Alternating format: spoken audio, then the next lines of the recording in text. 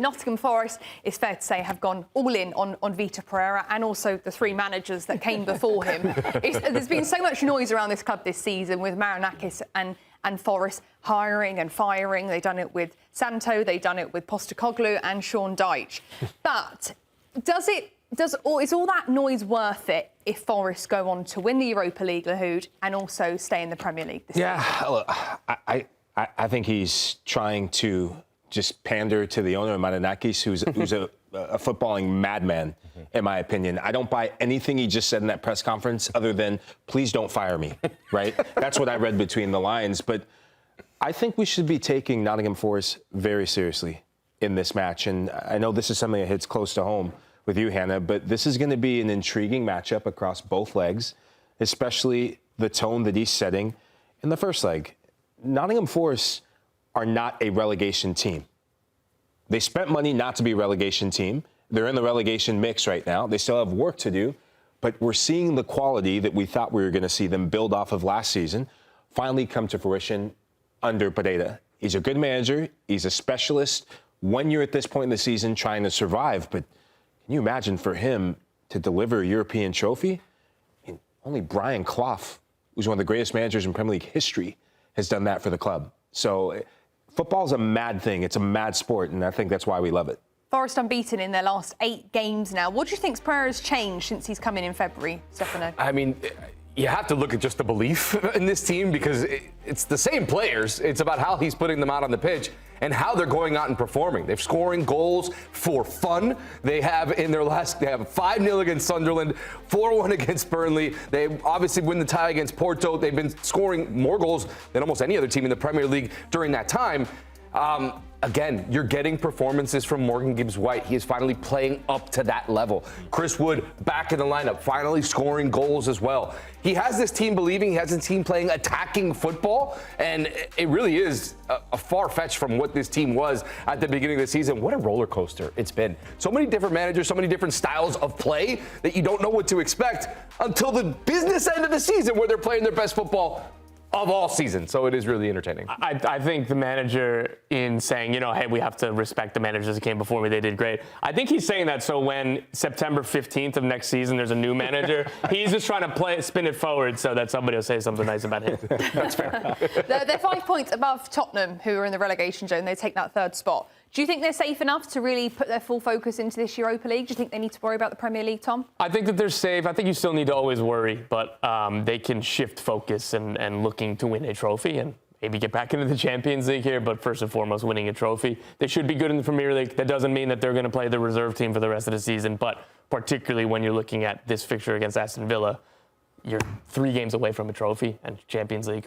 Focus on that. I think they still should be okay with the form that they're in, but with their focus solely on this tie against Aston Villa, maybe some results creep their way. It really is going to be a fun. It's kind of best of both worlds here. They're in a European semifinal, but also having to worry about the Premier League and making sure they don't go down. So should be fun and interesting to watch how they play and how he manages the teams in all of these matches going forward. Yeah, I was really, really intrigued by the change in tone in his press conferences up until the second leg against FC Porto. And if you want to go back and watch them, I suggest you do, because up until that moment, Vítor Pereira had been very emphatic on our focus is the Premier League.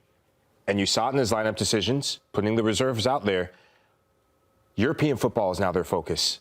I think they have enough cushion solely because, in my opinion, the relegation battle is going to come down to West Ham and Tottenham. Yeah. And to be successful in the relegation battle, you have to be able to score goals. It's a big reason why Spurs, yes, losing games, not being good enough defensively, but Spurs struggle to score goals. Right. West Ham are scoring goals, right? So for a Nottingham Forest side that are scoring goals for fun, again, it's 9 goals in their last 2 Premier League matches. Out of this world, right? I think they have enough cushion, which is going to be a big problem for Aston Villa, because Aston Villa, Hannah, they are competing on multiple fronts. Yes, they are going for a European trophy, which I think they have every right to. They definitely should.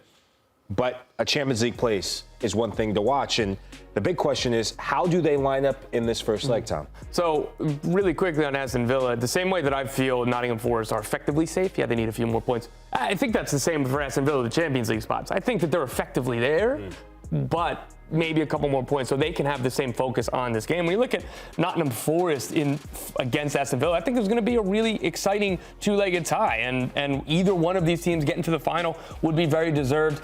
Nottingham Forest with Hutchinson and Gibbs-White, those are the two players that I'm watching. You know, Elliot Anderson, he's fantastic, like in the midfield, but those wingers and attacking midfielders, however you want to call it, because they like to play in those half spaces. I think those are the two key players. If they are going to challenge Aston Villa in this side, if they're going to make it, put a lot of pressure on this Aston Villa team, those two players, if they're at their best, that makes this Nottingham Forest team really, really good. Yeah, I think on the other side of things, Aston Villa, like you said, they're in a similar position, even though they aren't at the bottom of the table. They're fighting for that Champions League spot. My biggest thing for Villa at the moment is it feels like this could be potentially the last time this squad has the potential to win a trophy. It's the second oldest team in the Premier League. They're 28 years, 7 months. Wow. And Fulham are only 2 months older. So it feels like when's the time if they aren't able to get it done this year?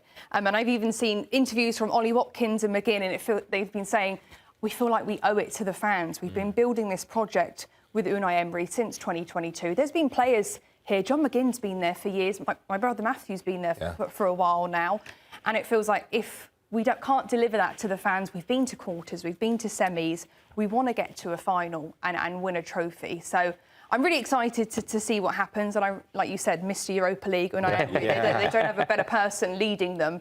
And I'm excited to watch it, but I am nervous. Nottingham Forest sits close to my heart with my family as well. My dad played for Forest, and Matthew, my brother, played there for 5-6 years. So it's going to be a close one to my family. But I wish I was going, but obviously I've got to cover it. Lahoud, you're going to be covering it later, aren't you? I think Pete just called me. No, my whole family are going. Good. And I'll be watching on TV. I'll be watching you, Lahoud. You're going to be covering it later, aren't you? Yeah. Best seat in the house. Yeah. Best seat in the house. No, but Hannah, I think oftentimes, and we got to get kind of an insight into what that's like to have family being involved in the biggest matches in the world's game, right? What's that like in your household with what you just said? Your dad played for the club that your brother's playing against. I mean, what's the conversation been? I know everyone loves Matthew, and it's amazing to see his rise, especially this season. But what's it like for your dad? What's it like for him? And what's it like been for the family? I think it's quite easy. And I was thinking about this the other day. And with seeing how old of a squad Villa is, I've actually kind of forgotten my brother's getting older. And it's like, he's not at the start of his career like when he was at Forest and he was 18 years of age. And it's almost easy to kind of forget he's playing in the Premier League, he's playing in the semi-final of the Europa League, to not kind of take that as like advantage and just kind of brush it off as not a big thing, because it is such a big thing. And I think sometimes as a family we forget that he could have qualified for the World Cup this year. He didn't. Yeah.